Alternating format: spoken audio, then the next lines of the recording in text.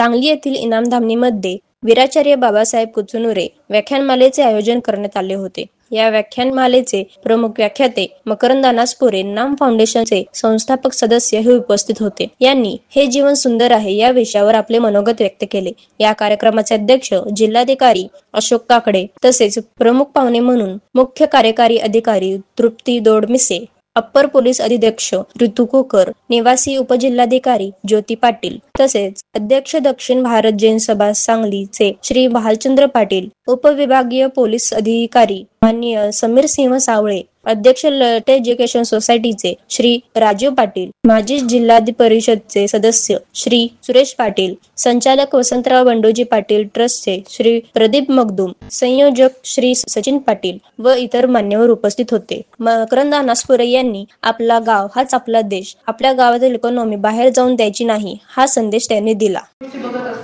आणि आपल्या ऐकण्याचा स्टॅन्ड पण कमी झाला, आपण ऐकत पण नाही फार। मला असं वाटतं व्याख्यान कोण ऐकतं, तरी पण मी आले बघूनच असं वाटतं की आजचं जे व्याख्यान आहे ते खूप चांगलं होणार आहे। मागच्या वर्षी मी व्याख्यानमध्ये आले होते, एकदम खूप व्यवस्थित खूप चांगला ते व्याख्यान होता। इनफॅक्ट ते जे त्यांच्या मनात येतो, आपली आई आपली आठवण काढत असे, मुलांच्या मनात येतो आपले आई वडील आपले डोळे भरून आठवण काढत असे, तर त्याच्यात दुःख वाटतं का सुख वाटतं?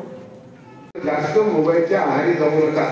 लहान्यांचं लहान्यांचे म्हणजे संबंध आला, लहानच्यामध्ये एक विरोधाने म्हटलेलं आहे की मोबाईलमध्ये इतकी लोक हे गावकरी आहेत, हे चांगले चांगल्या नामवंत व्यक्तींना या ठिकाणी बोलवतात आणि त्यांच्याकडून आपल्याला खूप घेण्यासारखं असतं। मगाशी एका व्यक्तीने सांगितलं की कागदामध्ये सांगवायचं ना आचरणामध्ये आणायचं। आज आपण जर पाहिलं तर ऐकण्याची सोय फार कमी झालेली आहे। आज आपण भारतामध्ये जर पाहिलं विशेष मला सांगा, सर्वस्वी आपल्या हातात आहे।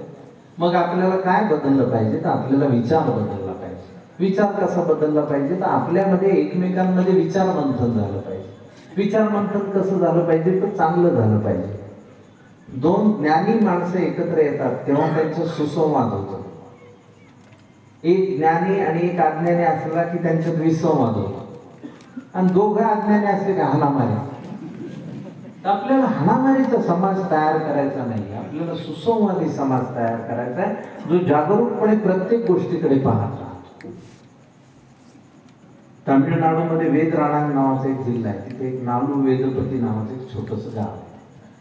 त्या गावाने एकदा ठरवलं की आपल्या गावचं नाव Guinness book of world record मध्ये गेलं पाहिजे। इकडे तिकडे कुठे, आणि कुठल्या एका माणसाचं नाही, सगळ्या गावाचं नाव गेलं पाहिजे। काय करू?